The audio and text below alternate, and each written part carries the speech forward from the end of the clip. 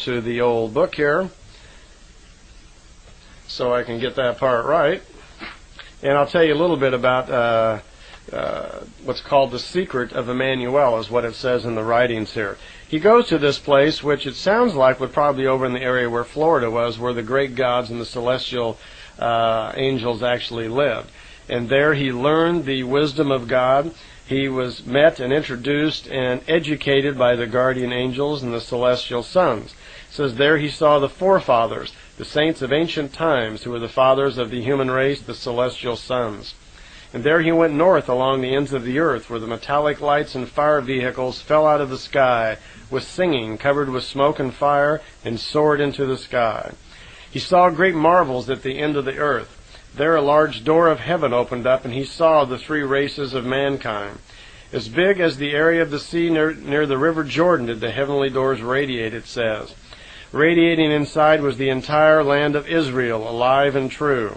Behind the door was no hidden secret, for the Sohar entered the smallest spaces, it says, of the cottages and revealed the last to be known. Then it mentions behind the second gateway to the sky there were grand mountains whose tops reached into the sky and disappeared into the clouds. The third heavenly port revealed a land of huge dimensions, mountains with rivers, lakes, and oceans, because there lived another human race. As I've said before, the God of that time ruled over the three human races that had been developed, which remember earlier were primarily the Hebrew race, the Indians around the Black Sea, and then the developing brown skin race, the Indians of the American continent. So there he stayed. He went into the palace of God, which ruled over these three human races, and met the celestial sons. God himself, he says, was immortal and ancient, the size of a giant, like the celestial sons. In the palace of God there appeared to Emmanuel two very tall men, the likes like he had never seen before. He said their faces radiated like the sun, their eyes seemed like burning torches. Fire came from their mouths. Their clothing resembled a layer of foam, it says, and their arms were like golden wings. So surely this is where the concept and idea of the angels came about. It says in here that they lived in their own world because this world had killed them. These two men from the seven sisters, the Pleiades, were sacred teachers, together with two smaller men who said that they were men from Bawi, B-A-A-W-I. And you'll remember from Billy's contact notes that the Bawi on some occasions were aiding the Pleiadians even here on earth. So this is where Emmanuel got his education. During those 40 days and 40 nights, he was taught the laws of creation, he was taught the laws of God and to understand nature, and most importantly, he was given his great abilities of healing and future vision that would serve him throughout all of his life. And through the rest of the Talmud, it is not entirely different than the Bible stories we've read, where he does healing and so forth. But in each story you find constant reference to the laws of God. Nowhere in here does Emmanuel ever talk about being the Son of God. He always attributes his father as being Gabriel of the celestial sons. And at no point in here does he call himself Jesus Christ. It's never mentioned in the book. And at no point in here does he ever revere himself as a redeemer, a savior of any type. But the book, it refers to his lessons, how he tried to teach people through parable, how to learn, how to think, how to develop truth for themselves. He spoke to them continually about the will of the Spirit, how to develop strong will through the laws of creation and the knowledge of Spirit. The stories of healing lepers and so forth are in here. In the house of Peter, where he brings a woman back to life and so forth.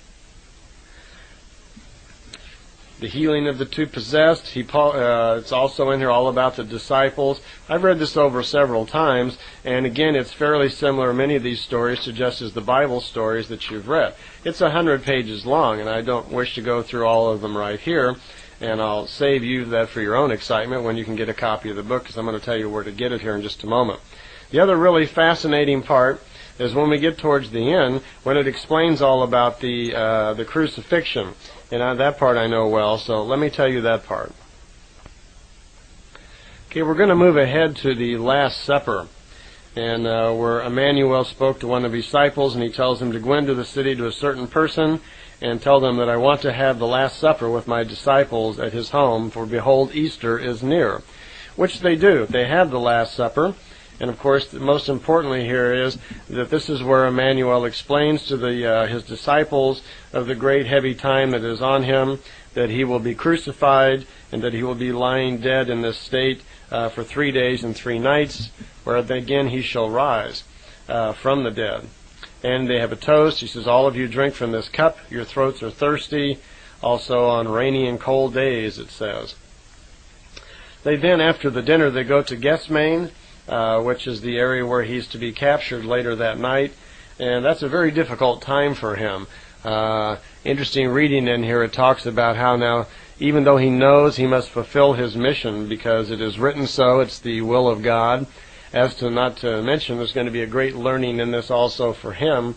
But this is the part where he really breaks down and you feel how human he really was, because he's about to face a terrible ordeal of bodily pain, which will be inflicted by all of these wild, crazed people.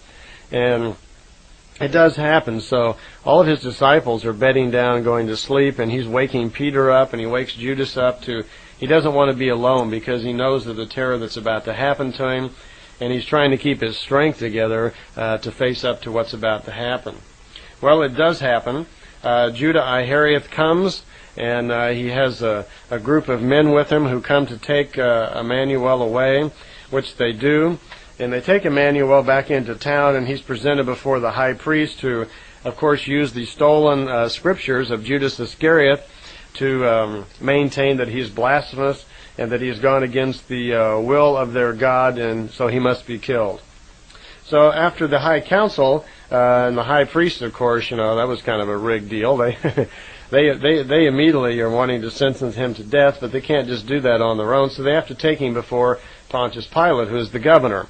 And like we've read in the Bible and our stories and so forth, Pontius Pilate really found no guilt in the man and actually begs Emmanuel to step forward and defend himself, which he does not do. So Pontius Pilate would actually kind of like to see him go free. And as is the custom on Easter, he always brings out 2 or 3 of the prisoners to the open crowd and lets the crowd decide what the fate would be. Well, on this particular day, it says in here that the crowd was a little rigged, that the members of the high priest and so forth had plants in the audience, and many people have been paid gold and so forth to yell for the life of Emmanuel. And they did. They yelled, "Let him be crucified, let him be crucified." And no matter what Pontius Pilate could say to them, they insisted upon it. Well, Pontius Pilate washed his hands in front of all of them. He did not want to be responsible, he said, for this innocent man.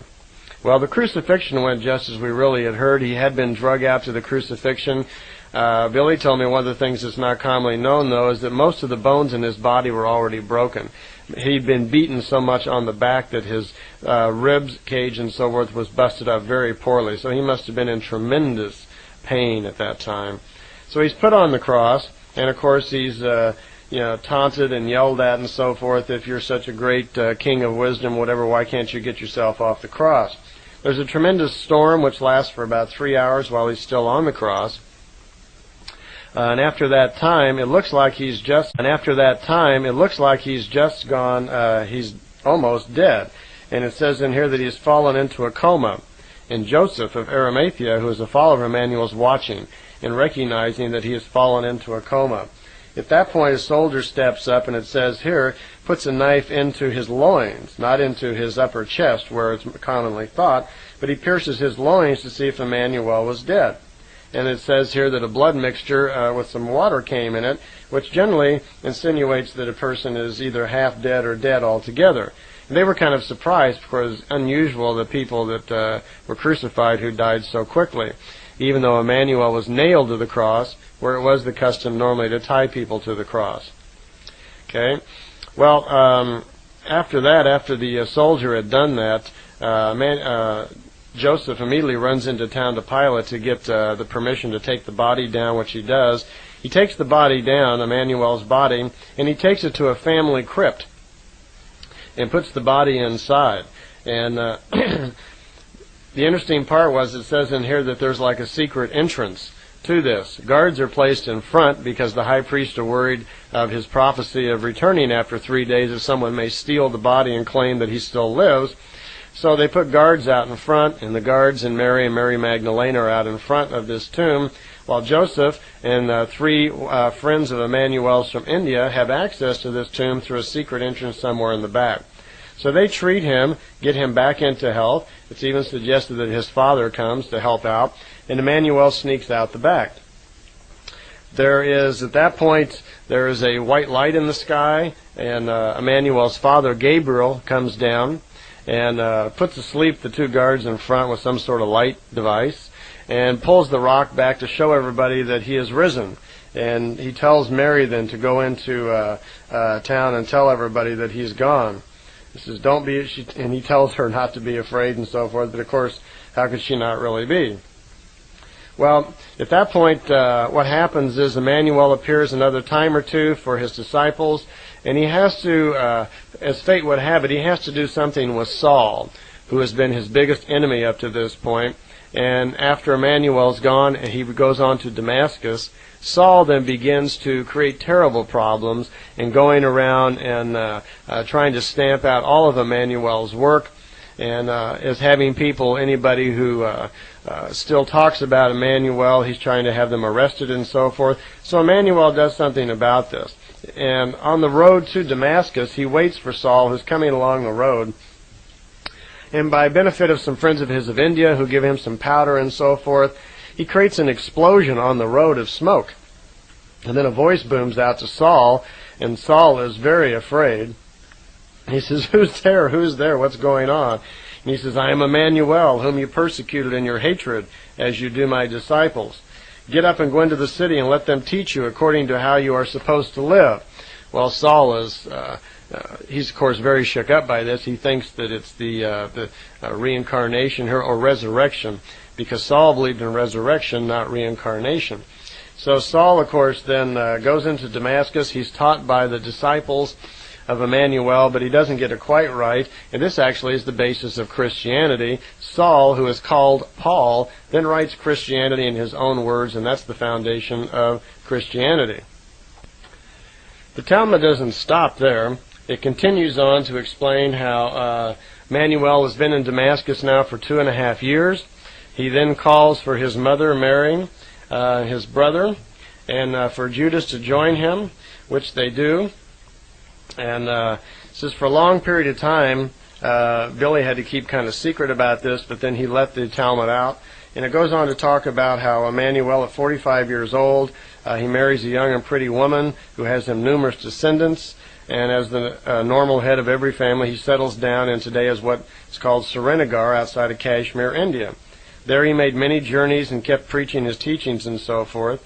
And at the age of about 110, between that and 115, he died a natural death and was buried in Srinagar. His mother Mary, by the way, died when Emmanuel was 38, when they were on the road in Pakistan. And she's buried somewhere in West Pakistan. I have not been there, in a little town called Mari, M-A-R-I, and that's where she was buried. Judas Iscariot died at about 90 and was buried at a place not far from Srinagar.